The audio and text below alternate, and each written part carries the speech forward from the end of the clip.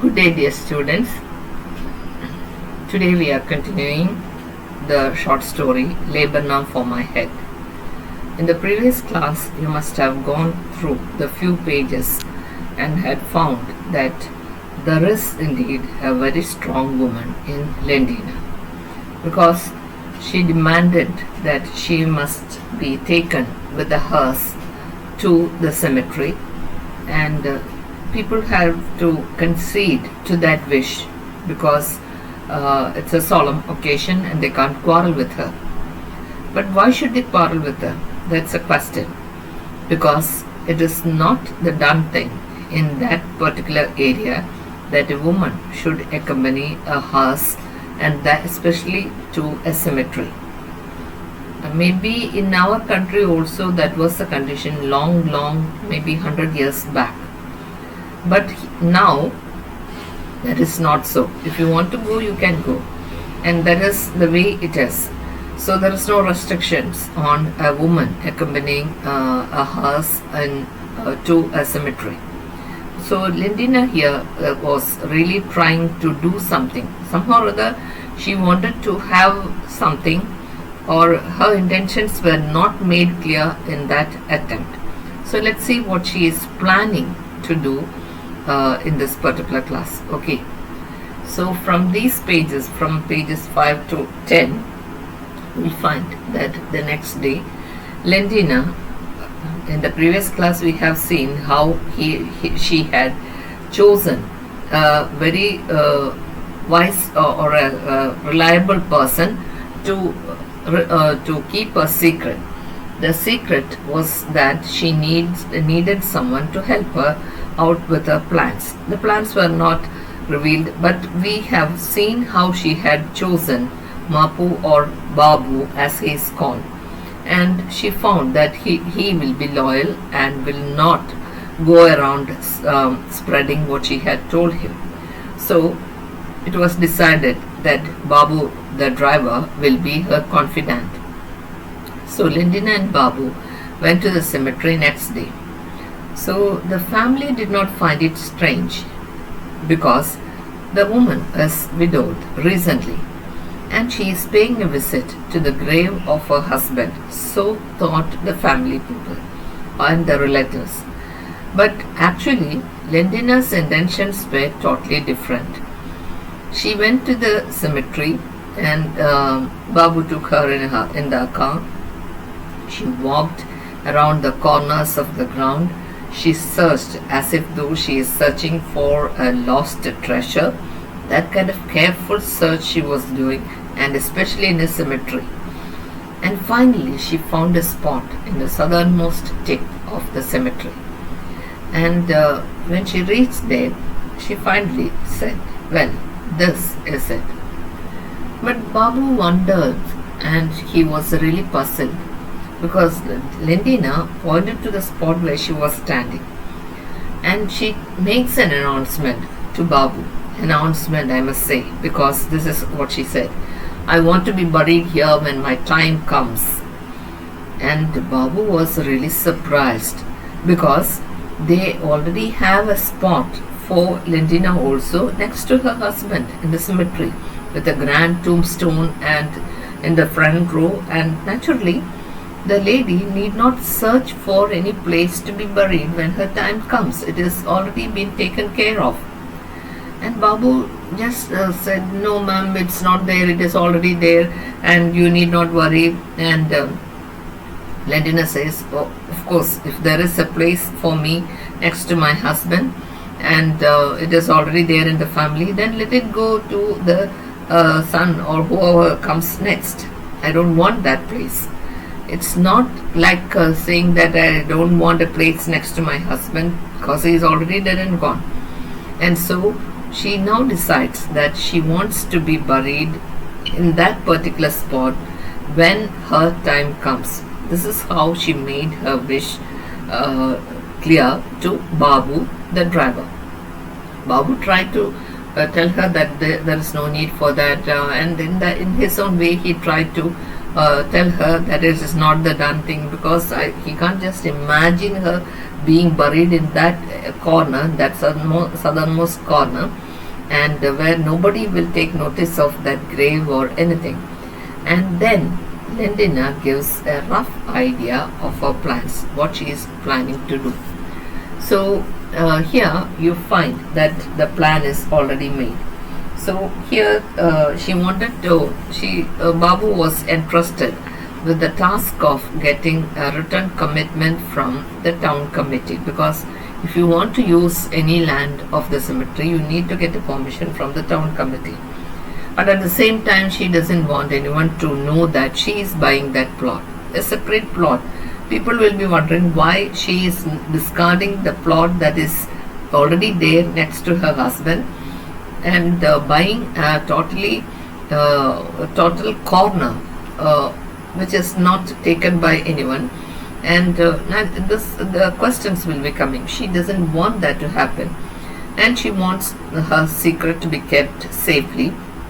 And Babu, the faithful servant, agreed to do that, and he agreed to everything because Lendina has got a plan.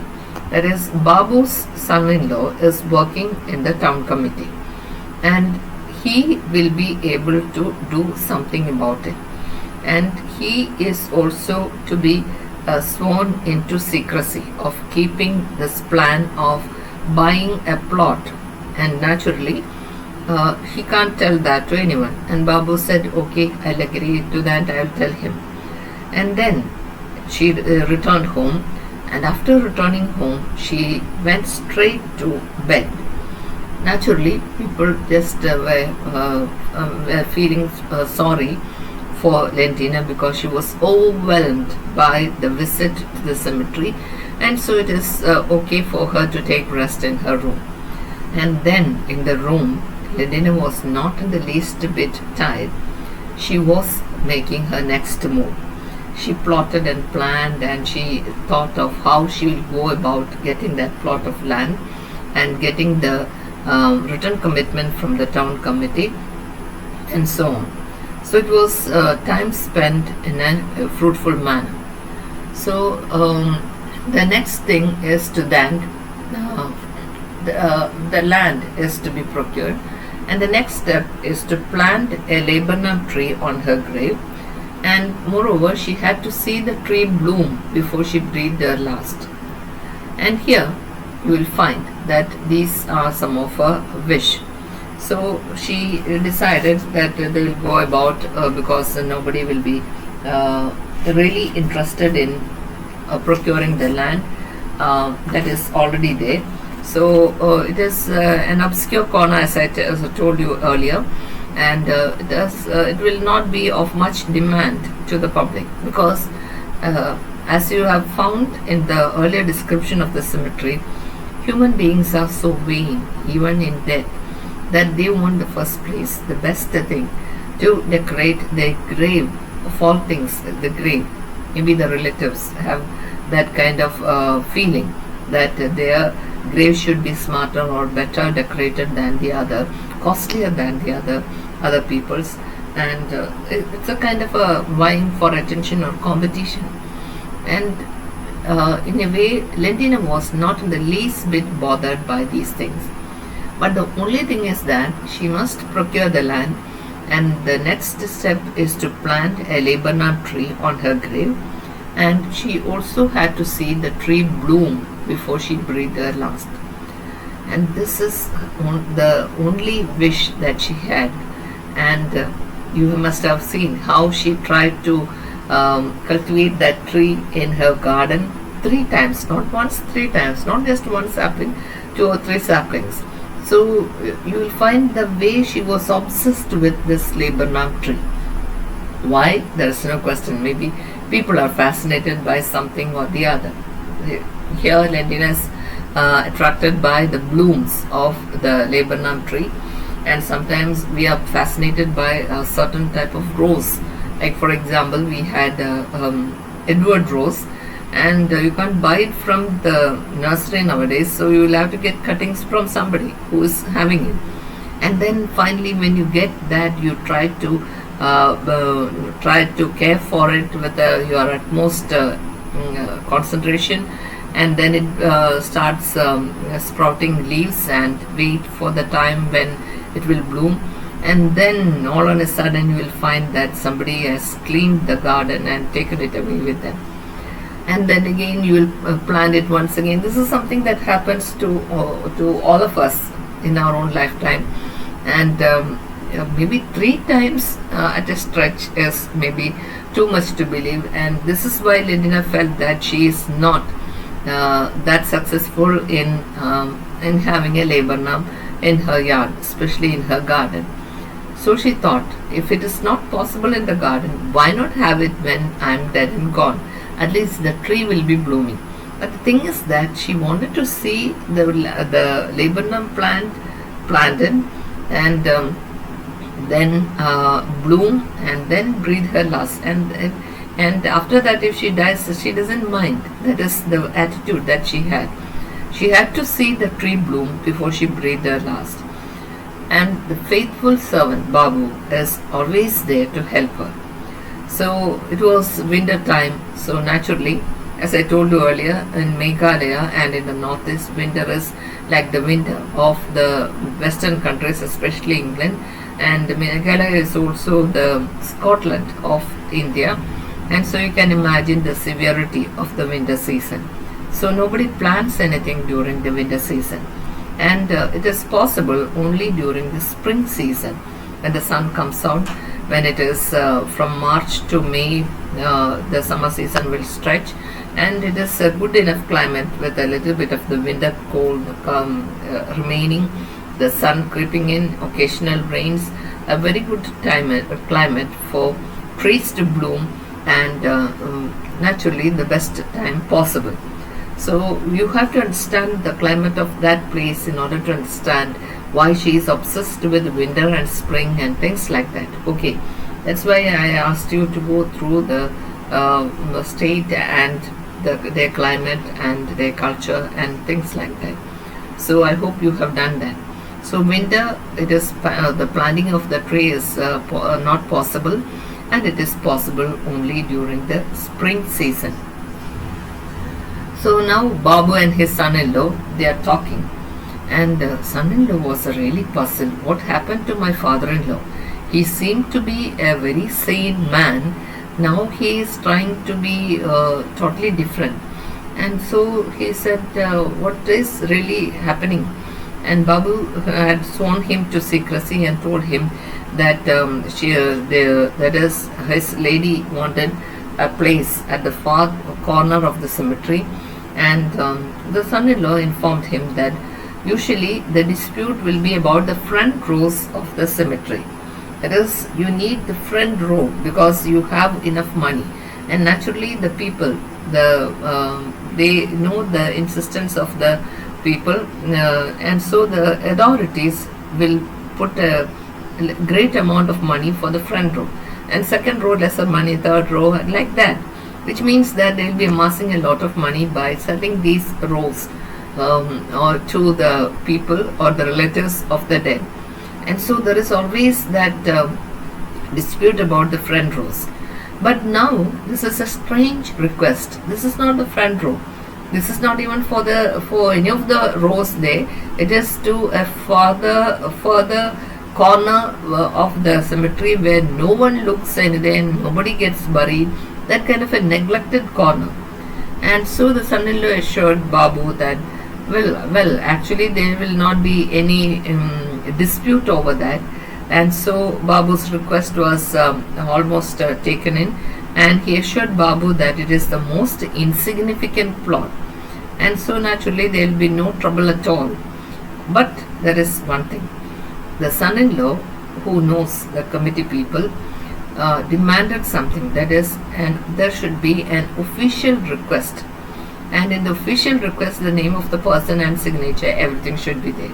So the official request should come from Lendina. That is the only demand that they have, and Lendina, as we all know, was trying to keep this a secret. So if she put her name into it, naturally people will get to know that she is buying land in a cemetery. So she wants to avoid that. Somehow or other, she wants to do everything in secrecy, and maybe she doesn't want the hassle of the family and the relatives getting to know about her obsession with Lebanon, and they will consider it strange. But in her heart of hearts, she knows quite well that she is right, and it is there in her mind. She has further plans too. So the official request is a problem because Lendina actually do not want anyone to know of her intentions. So how can she give an official request with her name on it? Then she remembered a talk with her husband, because if she is to give the official request, everyone will get to know of that. And even though the land she can procure quite easily, she doesn't want anyone to know of her intentions. And then suddenly she remembered a talk with her husband. The husband, being a very wise person, used to talk with her, used to talk in her presence to other people and also to her.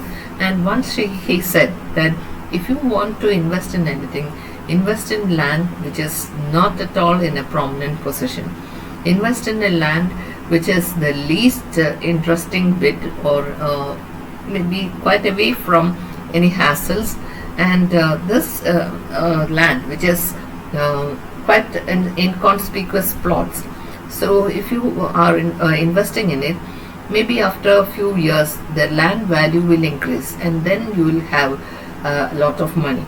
So that is one of the things that she remembered about investing in land. So she was thinking about that also, because she wants only a piece of land in the cemetery, and that too an insignificant one. But the thing is that she doesn't want anyone to know of her plans before she is ready to talk to them.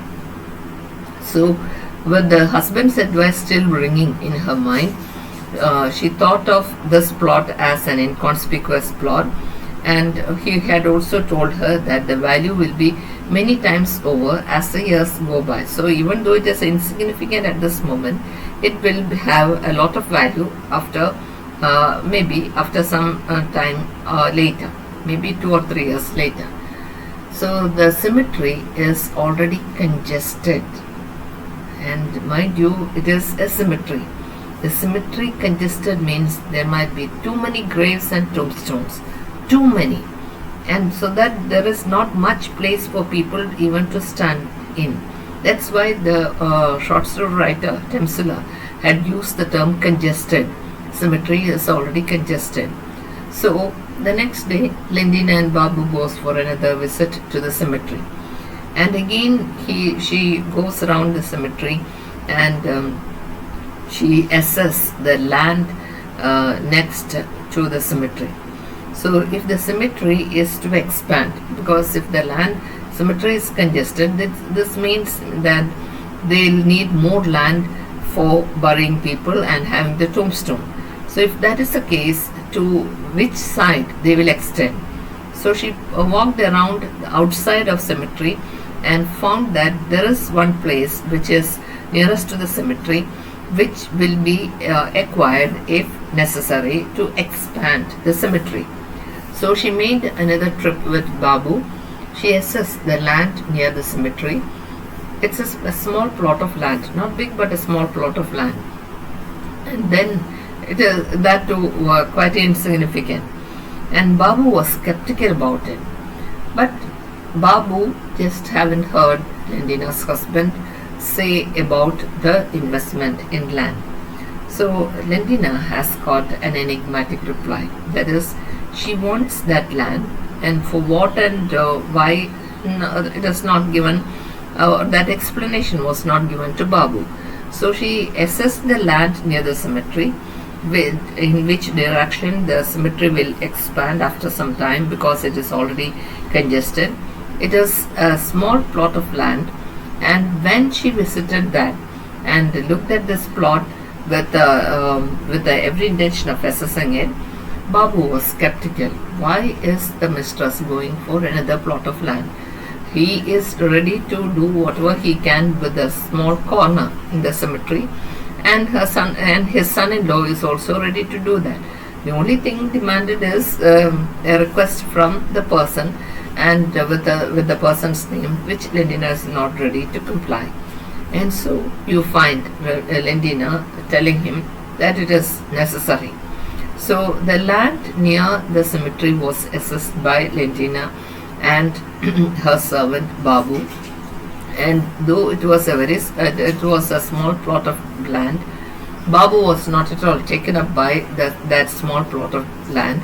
Lendina was happy about it because you find that it is what she really needed. So Lendina began to worry, and so as to how she is going to acquire that land.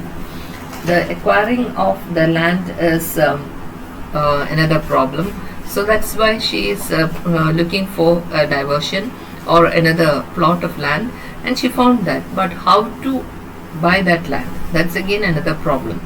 And Lendina began to worry about it. And then fate intervened in the form of her husband's friend's son from the neighboring village. And after the death of her husband, his friend's son was not able to visit him. And the visit of Kalong and was happened during one of these days.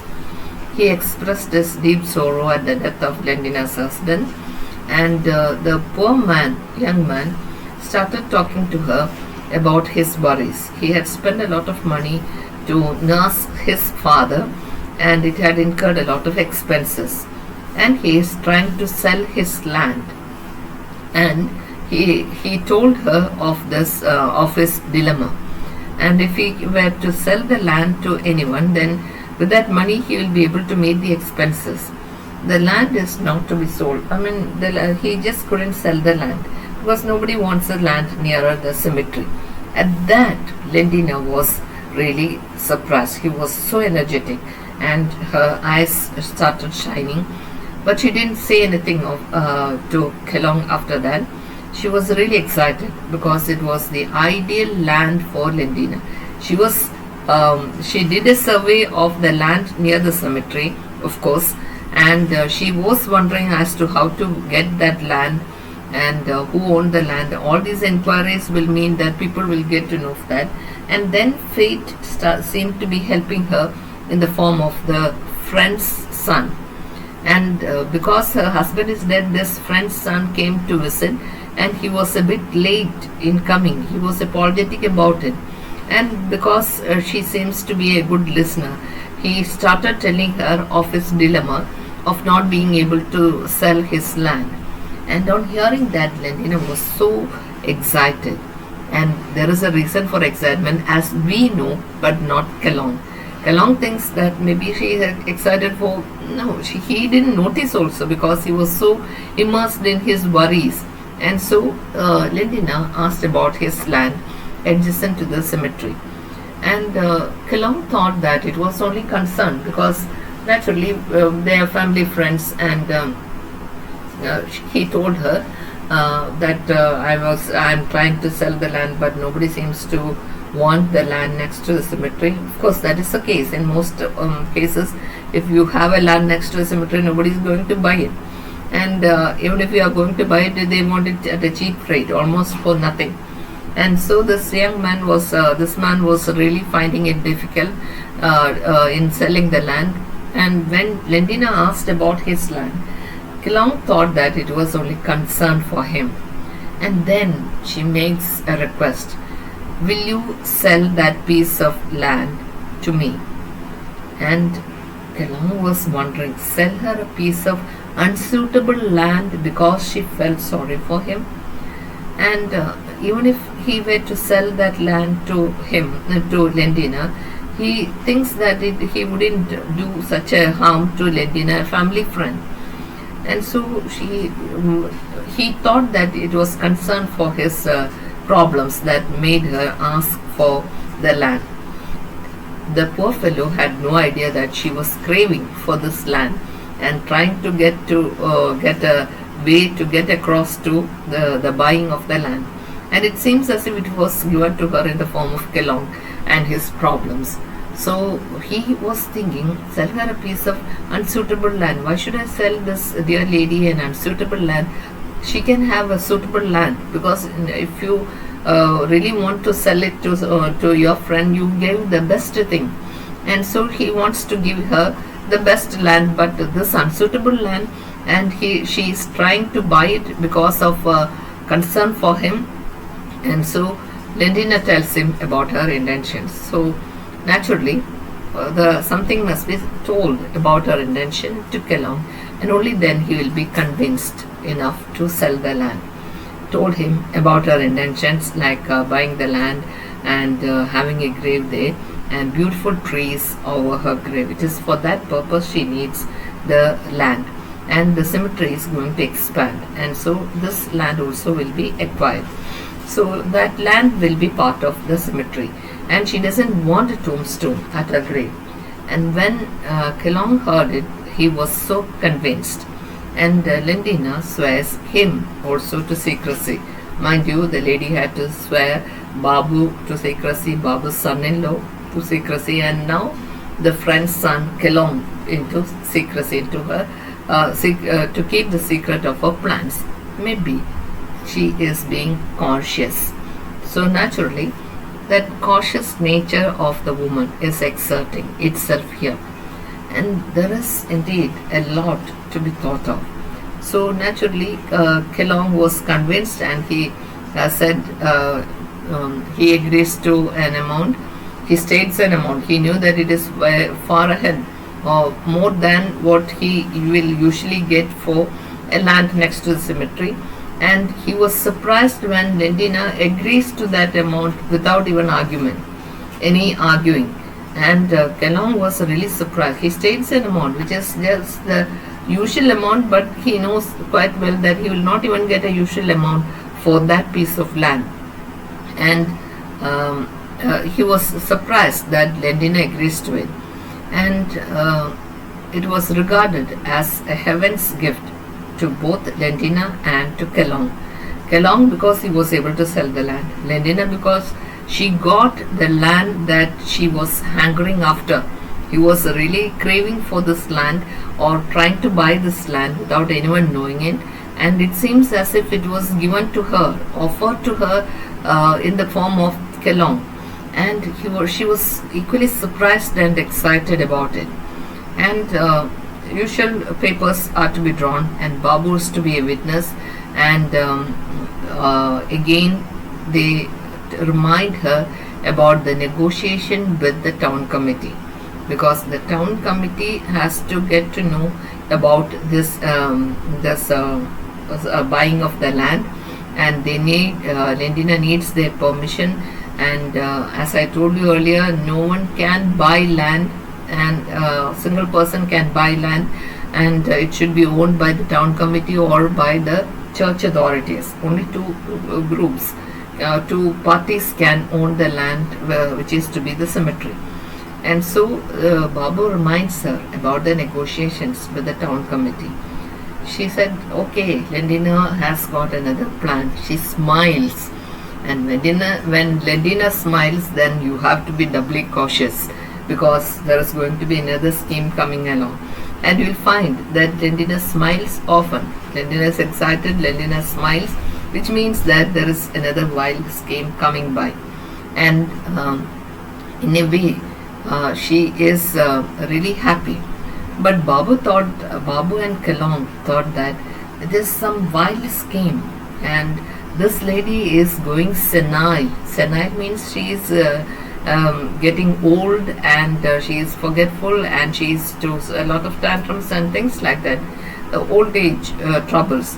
And maybe it is because of that she has this plan of buying a land next to the cemetery, which is totally worthless, and planning something as if it is such a precious land.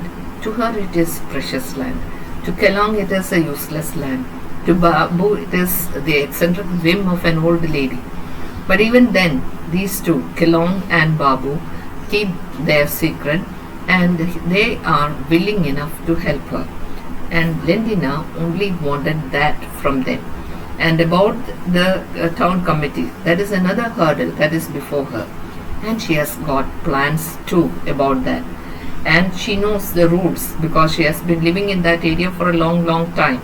And so she had her husband dealing with these things, and naturally she knows how it works because she had listened to her husband.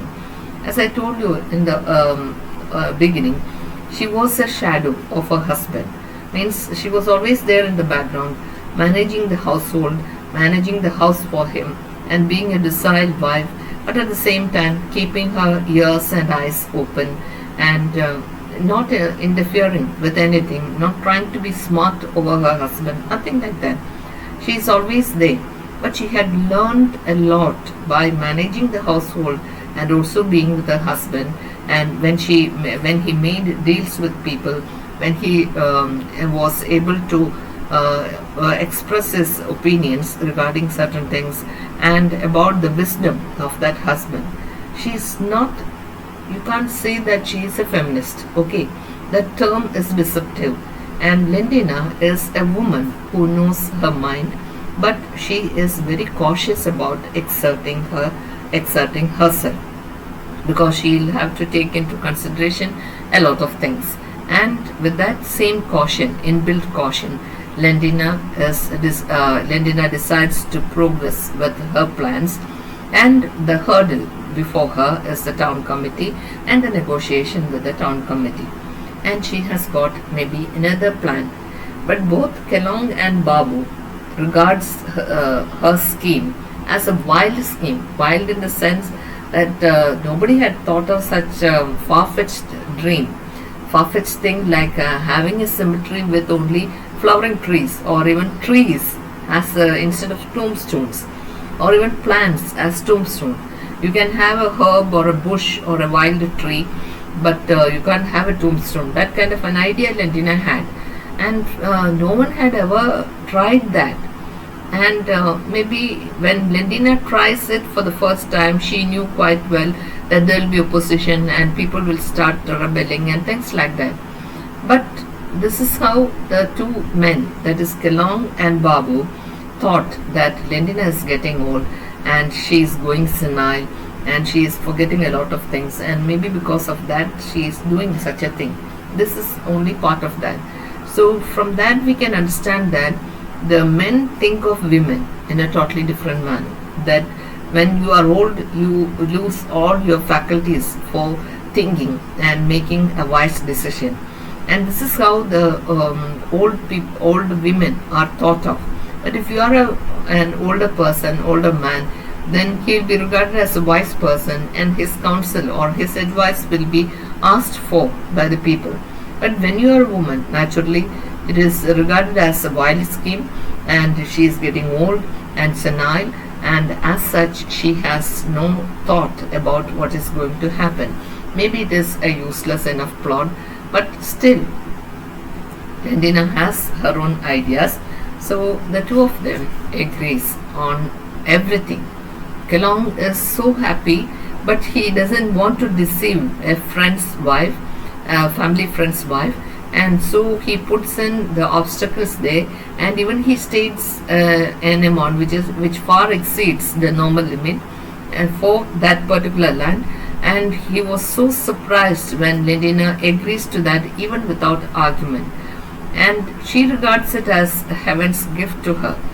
Kelong also will be regarding it as heaven's gift, because he thought that he will never be able to sell the land, and he will never get the money to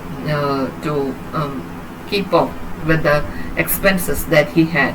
And so he need to be very cautious about that. He doesn't want to trick her by offering this piece of land. But Lendina was almost insistent that she readily agrees to buy that land. And so the transaction takes place, or the agreement for the transaction takes place. There is a long procedure, and that is still to be awaited. But this initial agreement takes place, and only if it is signed in the proper manner, the agreement drawn upon and then signed, only then Lendina will be the owner of this insignificant land next to the cemetery, where the cemetery is going to expand because it is so congested. So you find that Lendina is thinking far ahead into the future. She is not thinking of the immediate future, but she is thinking far ahead, and that far ahead has a lot of dreams. And she knew quite well that she'll have to start from somewhere, and only if she starts from somewhere she'll be able to reach that target later. And even if she's not there, even if she is dead and gone, she knew quite well that people will follow that track. And so she wants something, but what that something is not stated. The only thing that is stated is that she doesn't want a tombstone for her after her death, and she wants only a laburnum tree. That is her humble wish. It is not expensive. Where a tree or plant costs very little compared to the marble stone edifice that is there, the tombstone. And it's a lot of marbles in the cemetery, and it is congested also. There is a quarrel over the first row, demand for that, and things like that. People just go on arguing. And why should they argue about that person who is already dead and gone, and about building a monument for him in this manner? This is what Lenina just can't understand. So she thought about having something different, and that different is going to be her own, and people can follow her if she wants, if they want, and that is not stated here. We will find how much thought she had put into that scheme, and it is not hurting anyone. It is to be achieved, and it is going to have a lot of repercussions into the future. So, dear students, you will find that Lendina is not just an ordinary woman. Of course, she is ordinary like you and me. But the thing is that she had lived her life peacefully, and with the only obsession of her having a laburnum tree for her garden. She tried several times, 3 times, and it was of no use. And she had abandoned that wish, and she was so taken up by the flowers of laburnum. And if you observe the laburnum or the plant nearby in March or April, you will find that it has got a beauty of its own. Sometimes it is so good, and not just one plant but several plants in a row. It makes such a beautiful picture. And in summer, it's like the summer gold already molten, and it is that way the poets describe it. And it has got a beauty of its own, and nobody will try to pluck it from there and destroy that beauty. That kind of, and it lasts for a long time. Not 1 or 2 days, but maybe for more than that. And there will be a profusion of flowers in that plant. That also is an additional bonus, and it doesn't need much care also. In the case of the plants that she planted in the garden, it is just accidents that took it away. The wayward cow, the DDT, and maybe the gardener plucking it away from there. Otherwise, it would have been there, and it would have taken root and had flowered in the summer, in the spring season. So here you find that this lady had some attachment to the plants and flowers, not those costly types that people buy and decorate their garden with. It is just an insignificant plant like laburnum. And the author of the short story is emphasizing the fact that it is such an insignificant flower. Maybe it is, means people do not have that kind of feeling for this particular plant, and we really enjoy it, but we are not insistent that we should have such a plant in our garden or in our yard, because maybe your yard is not that big, or maybe you can't, it's going to be a tree, so naturally you'll have to keep space for that. And sometimes people really do care for it, and a lot of them really do care for it and have planted it in offices and otherwise, because it doesn't need much nourishment and not much care also, and it is very happy when it is planted and take roots, and the plant just do not extract attention from others, but it gives a lot in the form of this profuse flowers in our place during the summer, in their place during the spring season. So here you find a lady and her obsession continuing with her insistent search. And when, as Paulo Coelho says, if you are on to achieve something, God and all the others will combine to help you out. And in a way, in the case of Lentina, this is exactly what happens. And so she wanted that plot of land, and she'll have to deal with the committee and how to go along with it without the others getting too much huff about it. And this came in the form of the friend's son, Kelong, who came to express his deep sorrow at the death of a husband. And he started talking like a family friend and listened. She just listened, sat there and listened, and he offered, or he put in all his troubles. She listened, and she was so happy to know that what she had desired is with Kelong, and Kelong is ready to sell that land.